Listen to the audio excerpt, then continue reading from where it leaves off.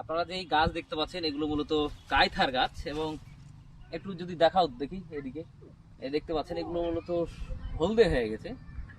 অর্থাৎ এই জমিগুলো মূলত বীজের উদ্দেশ্যে করা কায়থা। এই যেমন দেখতে পাচ্ছেন এই কাঁচা একেবারেই পরিপক্ক কায়থা, হয়তো দু একদিনে এটা ফল থেকে বীজ বের করবে। এবং আপনি এগুলোতে কিন্তু যেহেতু ফল তোলা হয় না সাধারণত না পাকলে, সুতরাং এই গাছগুলো ফল উঠানোর সময় হলেই, অর্থাৎ ফলগুলো পেকে গেলেই গাছও প্রায় মারা যায়। এবং এই গাছগুলোতে ছত্রাকনাশক বা সার ব্যবহার হবে না, এর কারণ হচ্ছে এই জমিগুলোতে ধান চাষ হবে।